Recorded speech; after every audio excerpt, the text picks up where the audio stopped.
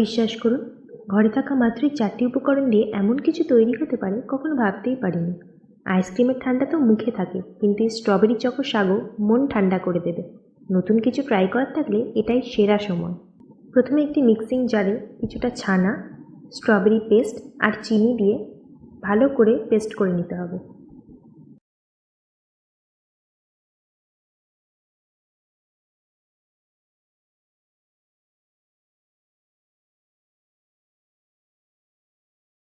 এরপর গরম জলে সাবুগুলো দিয়ে ভালো করে নাড়াতে হবে যতক্ষণ না সাবুগুলো ট্রান্সপারেন্ট হচ্ছে।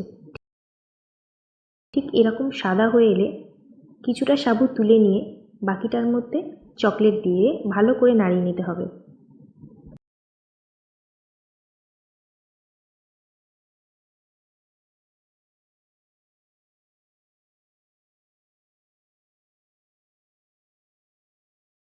চকলেটের সাবুটা বাটিতে ঢেলে নিয়ে বাকি যে সাবুটা ছিল সেই সাবুটা কড়াইয়ের মধ্যে ঢেলে তার মধ্যে স্ট্রবেরি পেস্টটা আর চিনি দিয়ে ভালো করে নাড়িয়ে নিতে হবে।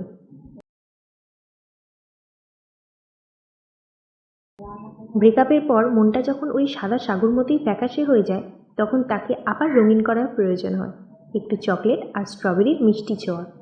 ভাঙা মন জোড়া না লাগুক, কিন্তু এই ঠান্ডা ঠান্ডা লেয়ার্ড ডেজার্টটা আপনার তপ্ত মনকে একটু শান্ত তো করবেই। ভালোবাসা না হোক, সাগু দিয়েই এই ফিউশনটা তো ট্রাই করাই যায়।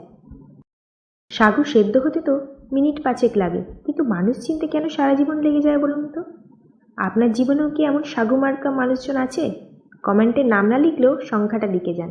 আর এরকম রেসিপি পেতে অবশ্যই দি ভেজ বংকে ফলো করে নেবেন।